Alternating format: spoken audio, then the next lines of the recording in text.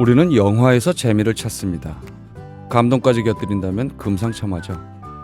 그러려면 어떻게 해야 될까요? 대중의 관심이 큰 부분은 극대화하고 사실이더라도 줄거리에 도움이 되지 않는다면 건너뛰게 됩니다. 여기서 역사적 사실과 영화의 줄거리는 간극이 생기는 거죠. 영화가 역사의 전부가 아니고 역사를 전부 영화로 만들 수는 없는 까닭입니다. 오늘은 영화를 통해 역사를 돌아보면서 건너뛰었던 부분까지 짚어주실 전문가를 모셨습니다. 기대하셔도 좋습니다.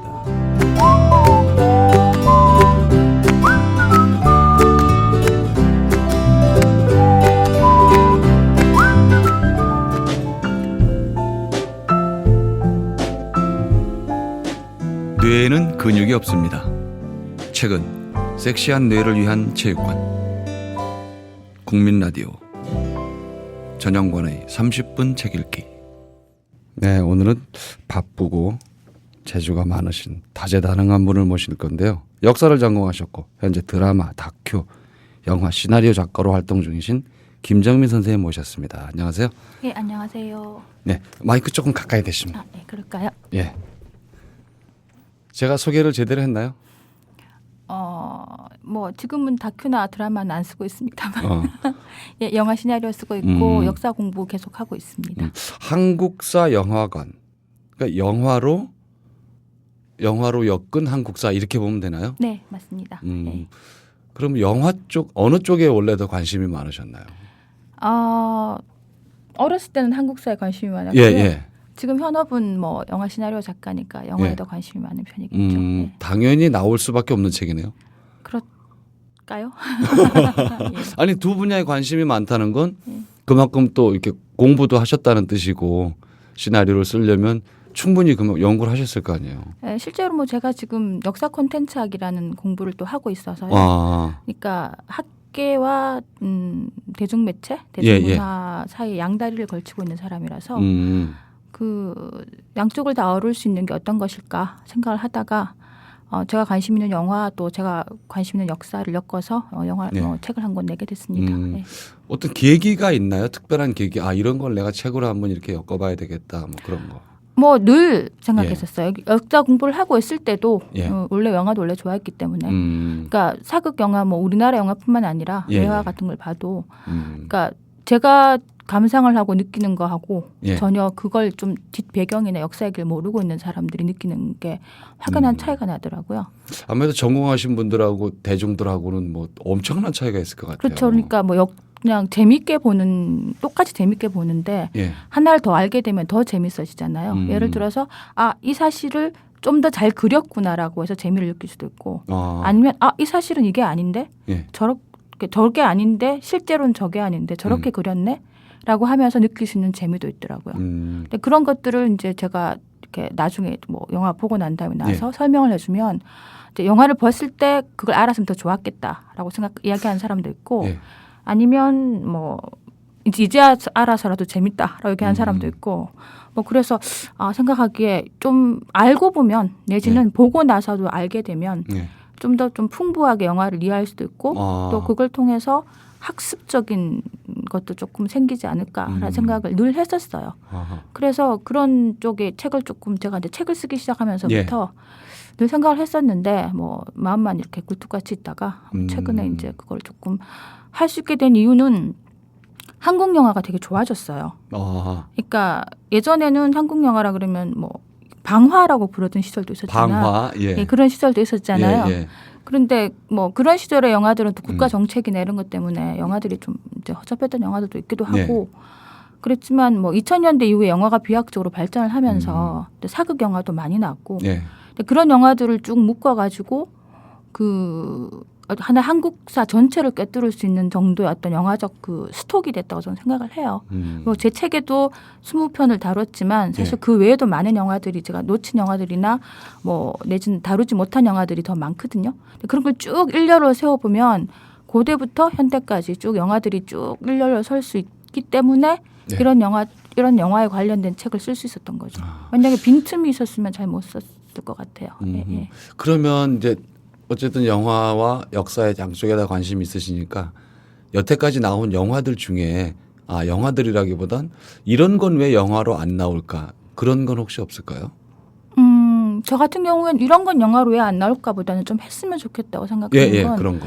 해방 직후 역사를 조금 다뤄줬으면 좋겠다고 생각하고 있어요. 아하. 왜냐하면 사람들이 사실 그게 그 시대가 지금 생존해 계신 분도 있고 그래서 좀 예민한 그렇죠. 예민한 역사 예, 부분이니까 이제 못 다루고 피하고 뭐 역사도 평가를 어떻게 해야 될지 잘 모르겠고 내지는 뭐 너무 이제 과격하게 하거나 아니면 너무 보수적이 하거나 이런 식으로 이제 그런 게 있어서 부담스러워서 못 하는 것 같긴 한데 역사적으로 제가 역사를 공부한 사람으로서 볼 때는 그 시대 사람들이 굉장히 욕망이 굉장히 날 것 같다라는 생각을 하는 거예요. 그러니까 왜냐하면 억압돼 있다가 자유를 찾으면서 나라를 세워야 되는 상황이잖아요.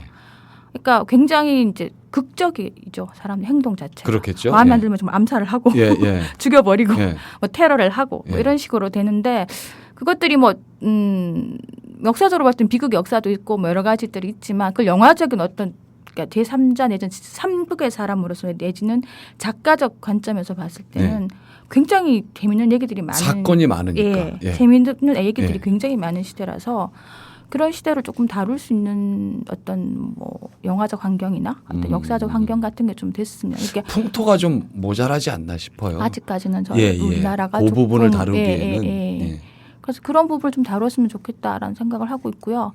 저는 조선시대 전공을 해서 사실 뭐 조선시대 영화가 풍부한 게 좋기는 한데 그 상고시대 영화가 또 좀 나왔으면 좋겠다는 생각을 합니다. 고려나 뭐 신라나 뭐 아니면 그 이전의 역사에 대해서 너무 우리는 안 다루고 있거든요. 나와 있는 게 황산벌. 그렇죠. 뭐 평양성, 제 책엔 평양성을 다뤘는데 그게 이미 망할 때 얘기잖아요. 삼국 시대가 끝날 때 얘기인데 뭐 삼국 생성이나 뭐 그런 아니면 그 삼국 시대 삼국 유사, 사기 이런 곳에 있는 그런 에피소드들도 굉장히 재밌는 게 많은데 사실 뭐 도미 부인이나 뭐 이런 삼국 유사나 그런 얘기들도 다뤄도 뭐 욕망이 꿈틀대는 얘기들이잖아요. 남의 마누라를 뭐 탐하고 그런 얘기인데 그런 얘기들을 다룰 수도 있을 것 같은데 뭐 아직까지는 거기에 대해서 고증이나 내지는 뭐 너무 멀다고 생각해서 그러신지 영화 잘 하시는 듯이더라고요. 그런 것들이 조금 더 이렇게 지금 그 선생님 말씀대로 풍성하게 콘텐츠는 충분히 있다고 생각이 되는데 그거를 다룰 만한 풍토의 문제. 또 아무래도 조선 시대를 많이 흥행도 좀 이렇게 생각을 많이 해야 될 것 같아요. 영화로 할 경우에는. 그게 조선 시대 같은 경우는 왜 많이 하냐면 학습이 많이 돼 있잖아요. 그렇죠. 그러니까 일단 역사적 평가로부터 좀 자유로운 데다가 근대가 아니니까 그다음에 뭐 드라마 뭐 우리 맨날 하는 게 조선 시대 얘기니까. 장희빈. 그게 이제 사람들이 그게 익숙하니까 재미라는 건 익숙한 반 새로운 반 이렇게 나와야지 재미가 있다고 저는 생각하는데 조선시대가 가장 정확하게 사람들한테 와닿는 제대로는 모르지만 대충 알고 그다음에 좀 이해도 할 수 있을 것 같고 픽션이 또 들어갈 테니까. 근데 만약에 고려시대나 뭐 상고시대를 얘기하다 보면 잘 모르는 시대고 남의 나라 역사 같고 뭐 그런 느낌이 있는 거죠. 보면 그냥 그 황산벌이나 이런 걸 보면 저게 완전히 다 거짓말 아닐까 싶을 정도로 고증이 충분히 있었을 건데 있는 자료들은 참고를 했을 건데 관객 입장에서 볼 땐 그냥 영화로밖에 안 보이는 그런 느낌도 있어요. 네, 와닿지 않는. 지금 말씀하신 대로 멀다 보니까 또 제가 그런 지식이 없으니까 저건 진짜다 아니다. 저거는 역사적으로 저건 전혀 그렇지 않다. 이런 걸 잘 구분을 못하니까 아예 그냥 코미디 보듯 보는 거예요. 저런 나라들은 있었던 건 나도 알아. 삼국시대 공부하니까 그죠. 요 수준에서 보게 되는 거죠. 네, 맞습니다. 그렇겠네요. 책에 뭐 소개해 주실 만한 영화 하나 있을까요? 제가 책을 뭐 20편의 영화를 여기에 넣었는데요. 다 제가 좋아하는 영화들입니다만. 당연히. 근데 그 주변 분들이 얘기하시기로는 이 원고 중에 이제 그 광해하고 관상을 좋아하시더라고요. 그 해석이 조금 재밌다고 얘기를 하셔서 뭐 광해와 관상은 지금 뭐 명량이나 군도나 뭐 근데 뜨고 있지만 요 영화 지금 사극 붐 이전에 재작년 작년에 사극 붐을 일으킨 두 영화긴 한데요. 일단 먼저 조선 시대 초기에 얘기는 관상부터 얘기를 하자면 그러니까 뭐 잘 아시는 얘기죠. 단종을 죽인 세조의 왕위 찬탈 얘기를 네. 관상이란 관상쟁이가 그 어떤 그 역적의 상이 있느냐라는 걸 가지고 이제 그 가려내는 에피소드 속에 아버지 부성이라고 그래야 되나요? 그런 것들이 녹여들은 그런 영화인데 저는 이제 관상이라는 영화를 되게 재밌게 보긴 했어요. 그때 작년 추석인가에 개봉을 해가지고 그 자동차 극장에서 봤거든요. 예, 아주 달하고 같이 이렇게 멋있게 운치 있게 봤는데 그 영화 되게 재밌게 봤지만 약간 조금 이제 좀 더 재밌게 악당을 그렸으면 좋지 않았을까. 악당의 캐릭터가 좀 약했나요? 그러니까 너무 평면적이다. 그러니까 수양대군을 이제 평면적인 악당으로 이제 다루고 있어요. 근데 실제로 수양대군은 실제로 뭐 자기 조카를 죽이고 왕위를 찬탈한 악한인 거는 뭐 역사적으로 그 자체는 뭐 사실인데 근데 그 시대 당시에 그 사람이 그럴 수밖에 없었던 상황이었을지도 모를 것에 대한 고려를 조금 해줬으면 악당이 조금 더 이렇게 평면적이 아니고 입체적이어서 영화가 악당한테도 좀 더 우리가 좀 몰입할 수 있었겠어요. 그렇죠. 최근에 군도 같은 영화를 보면 왜 그 강동원이 분한 조윤이라는 악당은 악당임에도 불구하고 뭔가 이렇게 감정이입이랄까 이렇게 동정을 일으킴으로 인해 가지고 더 그 악의 페이소스 그런 게 있어서 그 영화가 괜찮은 영화라고 저는 생각하는데 그게 강동원이기 때문에 그런 건 아닐까요? 근데 뭐 그 관상에서도 이정재가 악당으로 나오기 때문에 충분히 잘생겼다 이정재이기 때문에 이정재를 그렇게 그렸었으면 좀 더 이게 영화가 훨씬 더 물론 900만인 영화긴 하지만 900만 관객이 들었지만 뭐 한 1200만까지는 더 들 수 있지 그것도 완성도 않았을까. 면에서도 더. 그러니까 수양대군이라는 사람 자체를 악한으로 그렸는데 실제로 그 조선시대 전기에 수양대군이 그 왜 왕위 찬탈을 했는가를 뒤져보면은 사실 그 지금은 완전히 뭐 단종의 그 충신으로 돼서 죽었다고 이제 사람들한테 알려져 있는 김종서라는 사람이 그 왕권에 대한 도전, 왕권에 대한 위협적인 요소가 있었던 건 틀림없이 있었어요. 너무 세력이 커졌었다고 그러죠. 사기 사군도 있고 그리고 이제 왕이 거의 김종서한테 의탁한 단종의 상태였는데 사실 그 상황이 어떻게 보면 한 100년 그 조선시대 그 조선 초기에 한 7, 80년 전에 우왕이 마치 이성계나 최영한테 의탁했던 것처럼 고려에. 다를 바가 없죠 사실은. 그런 상황이었기 때문에 세조 입장에서 보기에는 김씨 왕조가 선다 해도 이상할 바가 없을 정도의 어떤 위기감이 있었을 거라고 생각해요. 그러면은 어떻게 세운 이시왕조인데 내가 누가 정말 죽 써서 개를 주랴라는 생각을 해서 그리고 얼마 안 됐잖아요 실제로. 그렇죠. 조선이 개국 한 60년 정도밖에 안 됐을 때라서 제가 늘 하는 얘기인데 현대 50년은 정말 눈이 팽팽 돌아가게 빨리 돌아가지만 조선시대 고려시대 50년 60년은 어제가 내일 같고 내일이 오늘 같은 그리고 정말 거의 이렇게 왕이 자주 바뀌다시피 하니까 뭐 할아버지고 뭐 이렇게 가까운 인척이잖아요. 그렇게 되면은 사실 자기 할아버지 때는 고려였단 말이에요. 일반 사람들도. 그래서 이 시대가 고려인지 조선인지 모를 시대면 얼른 바뀌어가지고 김종서가 한마디로 조선이라는 아이덴티티가 생기기 전에 빨리 엎어버릴 수도 있는 상황이었을지도 모르는 거죠. 그런 상황을 세조가 만약 위기감을 느꼈으면 그런 왕위 찬탈이 어떤 그런 악한으로 이렇게 나갈 수밖에 없었던 한 이유가 있었을 것 같은데. 종묘사직을 지키기 위해서 어쩔 수 없이 조카를 제거한. 종묘사직이론 뭐 이시 왕조였던 그런 그 헤게모니를 위해서였겠지만 지금으로 보면은 그럴 수도 있는 악한으로 만약에 세조를 좀 더 그렸으면 영화가 좀 더 풍부해지지 않았을까라는 생각이 드는 영화긴 한데 영화 자체는 굉장히 전 좋다고 생각합니다. 왜냐하면 그냥 평범하게 그냥 쭉 그냥 그 왕조사를 쭉 나열한 게 아니라 관상장이라는 어떤 재미있는 어떤 그런 요소를 끼워 넣어서 그 이제 에피소드를 만들어간 그런 장치나 이런 것들이 좋아서 충분히 뭐 사람들이 좋아했을 만한 책에 또 그 영화의 장면들이 이렇게 사진들도 들어 있어서 예, 그렇습니다. 그리고 그런 영화의 뒷배경인 어떤 세조의 어떤 그런 정치적 상황이나 그리고 단종이 왜 그렇게 고리무원의 아이였던가 그런 것들에 대한 설명이 책에 이제 조금 다 그 설명이 돼 있어서 요 책을 관상을 보시고 요 책을 읽으시거나 아니면 책을 읽으시고 관상을 다시 보시면 순서에 상관없이 상관없이 그러면은 좀 영화를 풍부하게 이해할 수 있지 않을까 하는 생각을 해요. 뭐 조금 다른 얘기긴 하지만 지금 그 악당을 너무 평면적으로 그렸다. 저는 지금 관상도 못 봤고 이제 명량도 못 봤는데 명량평에도 그런 얘기들이 있었어요. 네, 저도 일본 장수들을 너무 희화화하고 평면적으로 그냥 단순한 악당으로 그렸다. 네. 그거는 어떻게 생각하세요? 저도 저는 사실 그 1,700만이 본 명량이라는 영화에 토를 달아서 욕을 좀 얻어먹는 친구 주변 사람들한테. 근데 그 좋은 영화라고 생각을 합니다. 잘 만들었고 그랬는데 그 약간 정말로 혹평을 하자면 약간 배달의 기수 같은 느낌도 없지 않아. 배달의 기수를 기억하시는 분이 있을지 모르겠지만. 그런 게 있었나요? 예, 저는 아직 젊어서 그런 거 잘 모르거든요. 예, 그러시군요. 예. 네, 그래서 그 배달의 기수 앱이 있죠.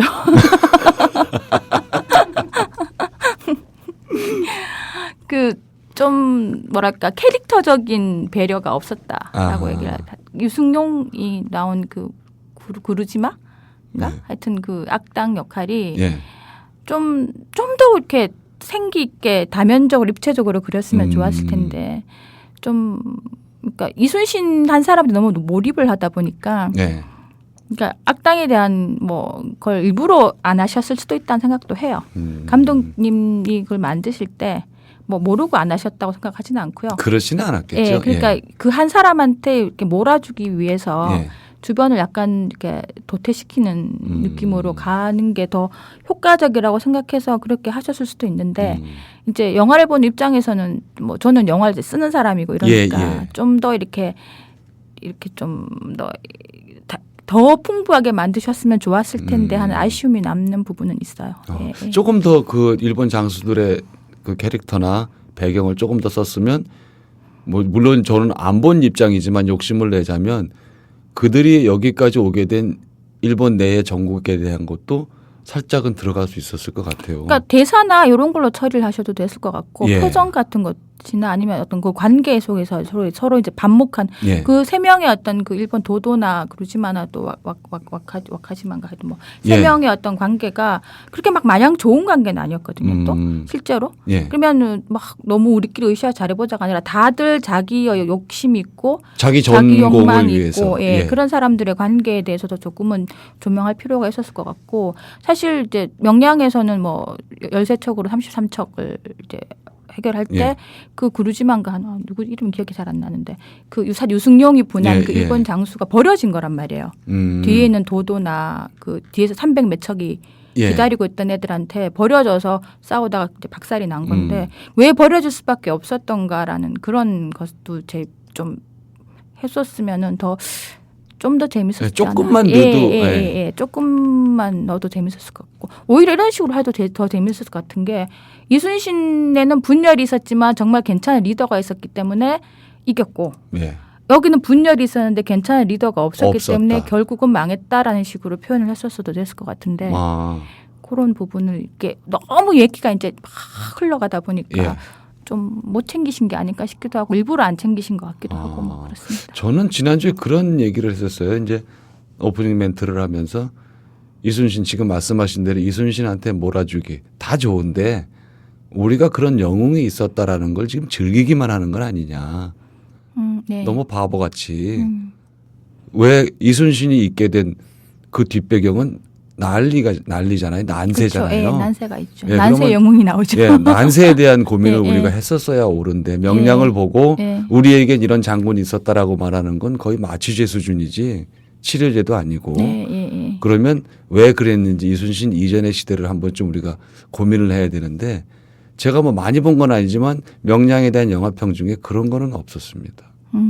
이전 배경 왜 이래야 됐는지 왜 이순신이라는 사람이 이렇게 했는지 그저 선조대에 그 앞쪽의 것들을 조금 더 평을 쓰시는 분들이 그 부분을 좀 전제를 달고 시작을 해 주셨으면 더 좋지 않았을까. 근데 명량이라는 게 워낙에 이순신의 마지막 전투 바로 직전 전투이기 때문에 아마 한산이나 그런 부분에서 그런 얘기를 하실 것 같긴 해요. 감독님이 뭐 저는 김만명도 개인적으로 모릅니다만은 한산이라는 거는 이제 최초로 승리한 전투니까 아마 그때 그 임진왜란이나 어떤 난세에 대한 설명이 있지 않을까요? 그런 걸 기대할 수밖에 없는 거죠. 뭐. 기대를 해야 되겠네요. 기대를 하나 또 그 책에서 하나 더 소개를 해주시면. 광해를 설명을 드릴게요. 광해도 이제 뭐 지금 명량이 난리치기 전에 또 난리가 났었던 영화 이병헌. 이병헌이 나와서 연기를 잘했다고 생각해요. 근데 그 광해 같은 경우에는 이제 이것도 꽤 재밌게 팩션 영화죠. 그러니까 실제로 광해가 두 명이었는지 아니었는지 아무도 모르는데 이제 그렇죠? 왕자와 거지 얘기를 갖고 와가지고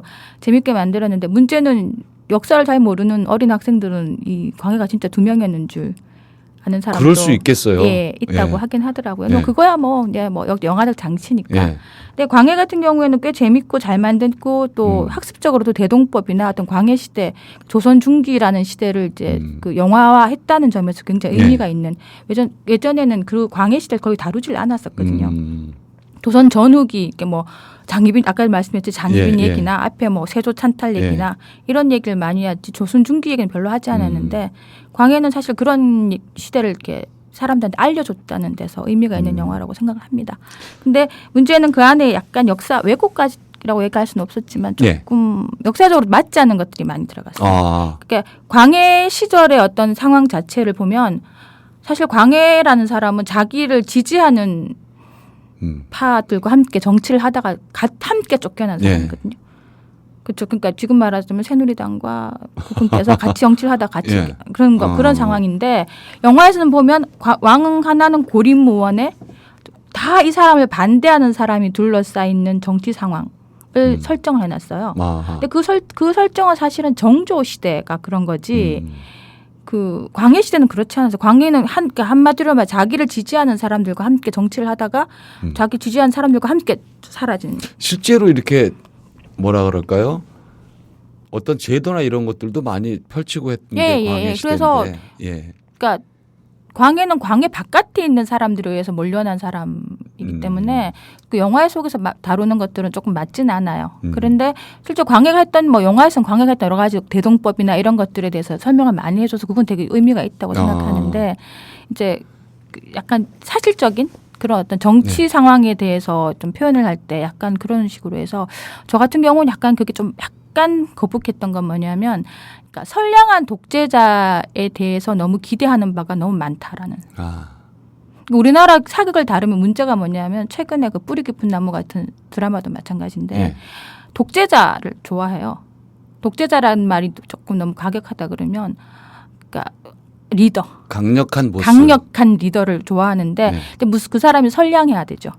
선량한 리더에 대한 기대, 명량도 마찬가지고요. 선량하고 심지가 있고 우리를 반드시 좋은 세상으로 끌고 갈 수 있는 어떤 리더에 대한 기대가 영화에 너무 많이 묻어나 있고 최근에 어떤 대한민국 사람들의 심리 속에 그게 있지 않을까라는 생각을 하는데. 저는 그런 심리 가진 사람들은 위험하다고 생각해요. 예, 저도 근데 그게 그런 영화들이 각광을 받아요. 광해도 마찬가지로 선량한 한 명의 리더가 뭔가 세상을 구원해 줄 수 있다라고 생각하는데 근데 문제는 거기서 선량한 강력한 리더라는 게 자칫하면 독재로 흐를 수가 있잖아요. 선량한 리더에 대한 선량하고 강력한 리더란 말은 형용모 수준이에요. 그런 사람은 그렇죠. 없어요. 근데 그런 캐릭터를 만들고 그런 캐릭터를 통해서 뭔가 카타르시스를 느끼고 싶어하는 게 요즘 영화의 어떤 풍조라고 생각하는데 광해도 약간 그런 식으로 그려졌다고 생각합니다. 예수님이나 부처님 정도 되면 몰라도 제가 아는 한은 더더군다나 그런 리더를 기대하지 말고 내 스스로가 좀 강력해져야지 투표권 행사도 제대로 해야 세상이 좋아지지 누군가를 기다리면 영원히 그건 안 될 것 같아요. 그게 아마 카타르시스를 사람들이 그걸 원하니까 영화가 그렇게 만드는 거고. 저는 좀 이상한 놈이군요. 저도 제가 이상하다고 생각합니다. 저는 그런 생각 정말 없거든요.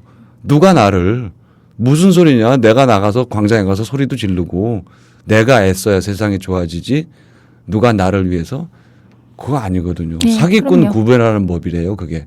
네 맞습니다. 이 좋은 걸 왜 나한테? 이 생각만 하면 평생 사기를 안 당한답니다. 예, 좋은 팁인데요. 그렇잖아요. 이 좋은 걸 왜 네가 갖지 왜 나를? 그러네요. 그 사기라는 거예요. 얘기가 어떻게 이쪽으로 갔죠? 야, 제가 이렇게 이 책을 다 보지는 않았지만 그 이 컷 사진들도 굉장히 좋았고 우리가 이렇게 그냥 단순히 역사서 이렇게 조선 시대를 이렇게 해놨다 그러면 쉽게 안 집었을 수도 있어요. 근데 표지도 굉장히 예쁘고. 넘기면서 이렇게 보면 영화 장면들이 이렇게 나오고 하니까 영화를 보신 분들은 실제 그 역사적인 내용하고 연결이 잘 될 것 같아요. 네, 그렇습니다. 그리고 이 책을 보시고 영화를 또 찾아보셨으면 좋겠어요. 네, 계기가 돼서 그것도 되고 이렇게 왔다 갔다 하면서 본 영화 먼저 책에서 보고 안 본 거는 책을 읽고 영화를 보고. 그래서 20편을 다 보는. 이번 추석 때 한번. 예. 여러분들도 한번 도전해 보시면 어떨까 싶습니다. 그러니까 집에서 짱박해 보시면서 그것도 한번 기대해 보면서 20편 도전. 오늘 김장임 선생님 모시고 한국사 영화관 얘기 들어봤습니다. 오늘 고맙습니다. 네, 감사합니다. 네. 네. 역사적 사건과 인물을 바탕으로 해서 이 새로운 스토리텔링이 이루어집니다. 소설, 영화, 드라마, 연극 다양한 분야에서 활용이 되죠. 팩션이란 말도 쓰입니다. 팩트의 일부를 차용해서 픽션을 만든다는 뜻이죠. 우리는 종종 역사 왜곡이라는 기사를 보게 됩니다만 저는 관객과 독자에게도 그 책임이 있다고 생각합니다. 100% 사실만으로 제작되었다. 이런 문구가 붙지 않은 이상은 당연히 개연성을 인정해야 하는 거 아니겠습니까? 영화 등장인물들의 캐릭터를 실제였다고 확신하는 것도 합리적 사고방식은 아닙니다. 물론 영화계 전반에서 이렇게 몰고 가면 왜곡 현상이 일어날 수 있습니다만 소설이나 영화가 아니더라도 역사적 사실들을 탐구할 책들은 많습니다. 우리 방송에서도 매주 한 곳씩 역사책을 소개하고 있고요. 그러니 역사를 즐길 일입니다. 즐기면서 사실을 알아가는 계기를 만들고 아울러 현재 적용 가능한 교훈들이 있다면 적극적으로 수용해야 할 겁니다. 오늘 김장민 선생님 덕분에 영화와 곁들여진 역사적 사실들에 대해서 아주 알찬 내용하고 디테일까지 많이 들었습니다. 재미와 감동 그리고 스승으로서 역사를 바라볼 일이다. 이런 말씀드리면서 오늘 순서 마치겠습니다. 지금까지 30분 책 읽기 전용관이었습니다.